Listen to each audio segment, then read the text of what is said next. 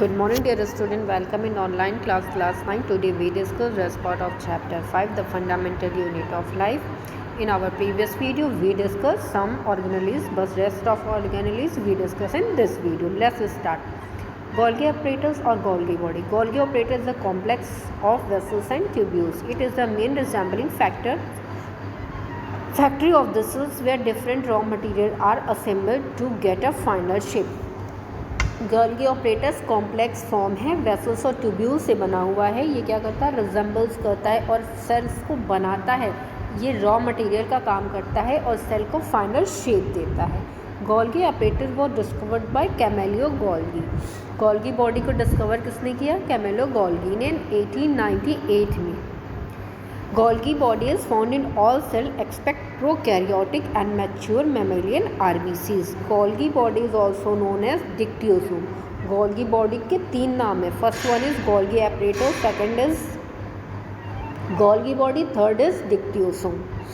Structure Golgi apparatus consists of many membranes, bound vessels and tubules. Golgi apparatus में बहुत सारी membranes होती हैं और ये क्या करती हैं, बाउंड की हुई होती हैं vessels और tubules से. The tubules are almost parallel to each other forming stalks which is called cisterns.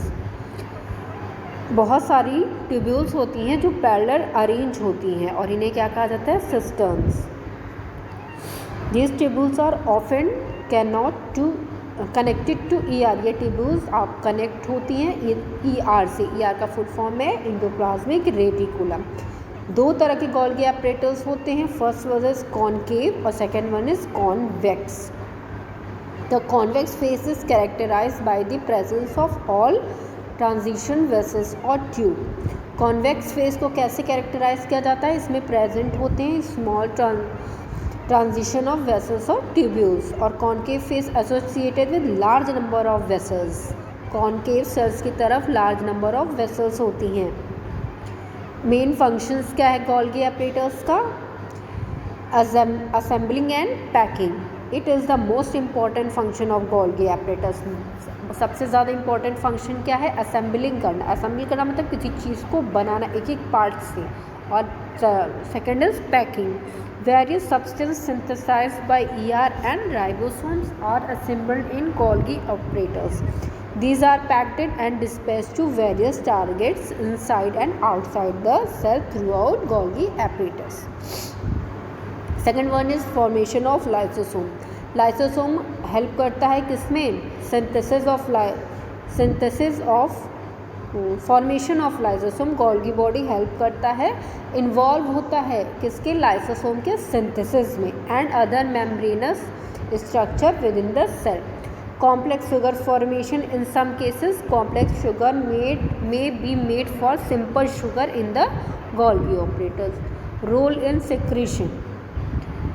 Golgi apparatus are specially developed in granular cells because secretion of metabolites in all the major function of Golgi apparatus. Third one is lysosome. These are single-walled spherical vessels which contain various type of hydrolytic enzyme. आपका lysosome single वॉल्डेड structure है, spherical है, vessels contain करता है हाइड्रोलिटिक्स enzyme को. इसका discover किया था D डवे ने. ये सारे लिविंग सेल्स में प्रेजेंट होता है सिवाय बैक्टीरिया के. और इसको क्या कहा जाता है? इसके फंक्शंस के according garbage disposal system of the cell. Structure single bounded है, single bounded vessel like structure है और कंटेन करता है, स्ट्रांगली कंटेन करता है हाइड्रोलिटिक एंजाइम्स को. मेन फंक्शन है इसका डाइजेशन में. Lysosome is digestion of material that enter the cells. Hence these are also called digestive bags. Lysosome keep the cell clean by destroying worn out cell organelles, old organelles, foreign substance. This process of digesting solid material by lysosome is called phagocytosis. Lysosome का काम है cleaning का. जो भी enzymes, जो भी चीज़ें हमारे अंदर डाइजेशन के लिए जाती हैं, उसमें जो भी ख़राब सेल्स होती हैं, जो ऑर्गेनेल्स ख़राब होने लगते हैं, जो फॉरेन सब्सटेंस एंटर कर जाते हैं सेल के अंदर, उसको डाइजेस्ट करना. और इस प्रोसेस में क्या होता है, जो सॉलिड मटेरियल जो लाइसोसोम डाइजेस्ट करता है उसे क्या कहा जाता है, phagocytosis. Sometime during disturbance in cellular metabolism the lysosome में ब्रस्ट, कभी कभी मेटाबॉलिज्म डाइजेशन प्रोसेस में कुछ प्रॉब्लम हो जाती है, कुछ डिस्टर्बेंस हो जाती है तो लाइसोसोम ब्रस्ट कर जाता है। The bursting and damage the cell part, this may cause death of the cell. जब कोई भी सेल ब्रस्ट कर जाएगी दैट मीन्स फट जाएगी तो ये अपने आसपास के सेल्स को भी डैमेज करती है, जिससे आसपास की सेल डैमेज हो जाती है। So lysosome are the known as suicidal bag, इसीलिए लाइसोसोम को सुसाइडल बैग भी कहा जाता है। Fourth one is mitochondria. Mitochondria को पावर हाउस कहा जाता है, power plant of the cell, because they serve to produce energy for the cell. ये क्या करता है, सारी सेल्स को एनर्जी प्रोवाइड करता है। स्ट्रक्चर लॉन्ग रॉड है, रॉड लाइक स्ट्रक्चर है, ओवर शेप्ड ऑर्गेनली है, ये डबल वॉल्डेड है, आउटर और इनर मेम्ब्रेन में डिवाइडेड है। इनर मेम्ब्रेन की इनर साइड में फोल्डिंग होती है जिसे इनफोल्डिंग कहते हैं, called cisternae. The cisternae help to increase the surface area of inner membrane from ATP generating chemical reaction. Inner membrane में जो इनर फोल्डिंग्स पाई जाती है, इनफोल्डिंग, उन्हें सिस्टर्नी कहते हैं। ये इंक्रीज करती हैं सरफेस एरिया को, जिससे कि एटीपी का जनरेशन आसानी से हो सके और जितने भी केमिकल रिएक्शन है उनको ज़्यादा स्पेस मिल सके। ये आपका माइक्रोकॉन्ड्रिया का फिगर है, देखिए इनर और आउटर मेम्ब्रेन में सेपरेटली सेल डिवाइडेड है। इनफोल्डिंग दैट मीन्स आपके फिंगर लाइक स्ट्रक्चर के शेप की है, सिस्टर्नी है, और ये क्या दे रही है, अच्छा खासा स्पेस दे रही है केमिकल रिएक्शंस के लिए। माइक्रोकॉन्ड्रिया कंटेन करता है डीएनए, साथ में राइबोसोम और साथ में कुछ प्रोटीन रिक्वायर्ड होते हैं सिंथेसिस के लिए, जिससे एनर्जी प्रोड्यूस होती है। The inner membrane of माइक्रोकॉन्ड्रिया can contain many small particles called F1 particles. These particles are embedded in the surface of inner membrane. F1 particle inner membrane पर लगे हुए होते हैं, associated with the production of ATP, और ये help करते हैं particle ATP के प्रोडक्शन के लिए। मेन फंक्शन एटीपी का मैन्युफैक्चर करना, सेल्स को एनर्जी प्रोवाइड करना। Fifth one is plastids. These organelles are found only in plant cell, और ये प्लास्टिड सिर्फ पाया जाता है आपके प्लांट सेल्स में।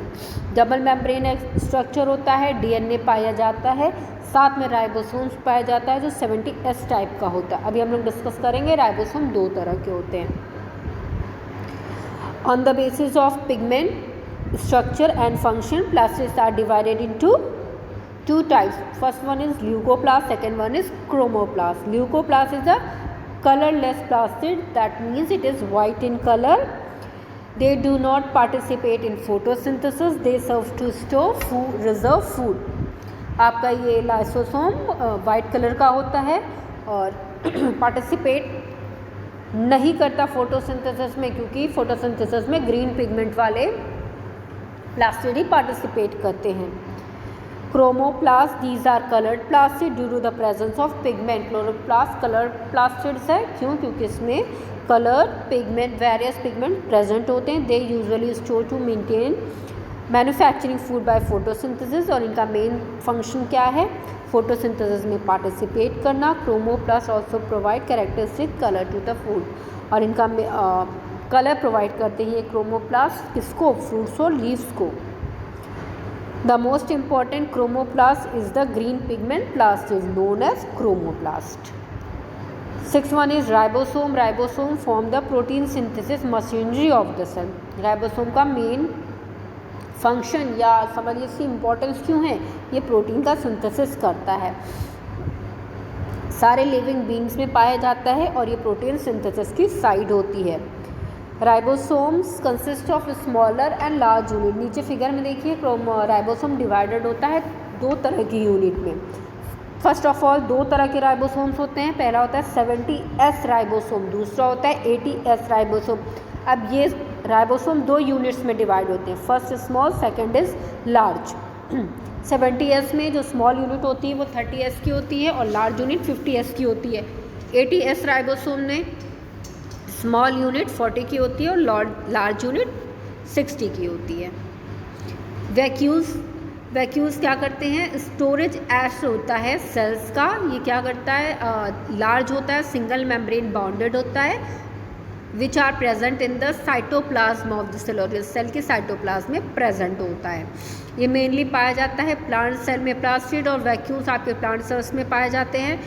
साइज प्लांट्स में ज़्यादा बड़ी होती है इसकी।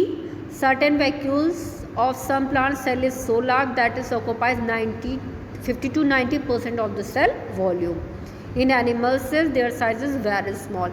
प्लांट सेल में इसकी साइज़ ज़्यादा बड़ी होती है, कवर किया होता है 50 to 90% of the cell volume, और एनिमल सेल में इसकी साइज़ बहुत छोटी होती है। फंक्शन डिस्कस कर लेते हैं। Vacuoles store mainly cell shape and provide turgidity and rigidity to the cell. Many important minerals, salt and other soluble substances are stored in the vacuole. Vacuole क्या करता है, स्टोर करता है मिनरल्स और salt को। Maintain the concentration of the salt and water in the cell, concentration को maintain करता है सेल में। Vacuole store amino acid, protein, sugar and some organic acids.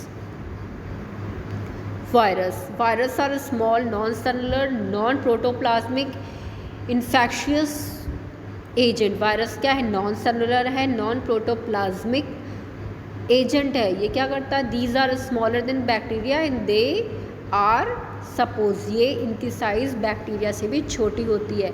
Suppose to be a link between living and non living, इनको एक link माना जाता है living और नॉन लिविंग थिंग्स के बीच में। Virus are strictly obligate parasite, that is they can multiply only inside a living host cell. Virus क्या होते हैं, ऑब्लिगेट पैरासाइट होता है। ऑब्लिगेट पैरासाइट्स वो पैरासाइट्स हैं जो किसी भी लिविंग बीइंग के अंदर जाते हैं और अपनी ग्रोथ करते हैं, मल्टीप्लाई करते हैं। अगर वो सिंगल सेल है तो मल्टीप्लाई होकर सेल डिवीज़न कर करके नंबर ऑफ वायरस को बढ़ा देते हैं। Ivanovsky is regarded as the discovery of virus. सबसे पहले वायरस की खोज किसने की, इम्यूनोवॉस्की ने। अब हम इम्पोर्टेंस पढ़ लेते हैं। वायरस कैसे होते हैं, non cellular non protoplasmic. Virus can not metabolize, virus can not responsible to stimulate genetic material is either DNA और आरएनए। जेनेटिक मटीरियल वायरस में सिर्फ आरएनए होगा या डीएनए होगा या दोनों भी हो सकता है। Virus multiply only within living cells by parasitizing the synthetic machinery of the infected cell. All virus are infectious, आपको पता ही है, अभी हमारे आसपास कोरोना वायरस ही है। तो ये क्या है, इन्फेक्शन प्रोवाइड कराते हैं। तो ये इन्फेक्शियस सेल्स होती हैं। इंपॉर्टेंट वायरस, कुछ वायरस के नाम है, TMV tobacco mosaic virus, bacteriophage and HIV virus. आपका ये चैप्टर 5 पूरी तरह से कंप्लीट हो चुका है। इसके बाद आपके जितने भी क्वेश्चंस इसमें दिए हुए हैं सॉल्व वाले, वो आप कॉपी में कर लीजिए। इसके बाद नेक्स्ट वीडियो में मैं कुछ इम्पॉर्टेंट क्या कुछ क्वेश्चंस करा दूंगी, और बाकी इसके बाद जो आपके क्वेश्चंस करने के लिए अनसॉल्व्ड एक्सरसाइज में बहुत सारी हेडिंग्स दी हुई हैं। क्वेश्चन नंबर 1 में व्हाट इज़ माइक्रोकॉन्ड्रिया करके हेडिंग है। एक्सप्लेन द टर्म्स में जितनी भी हैं वो सारी आप अपने कॉपी में बुक से खोज के खुद लिखेंगे। उसके बाद बचे हुए क्वेश्चंस का मैं एक दूसरा वीडियो बना दूंगी। Thank you students, have a great day.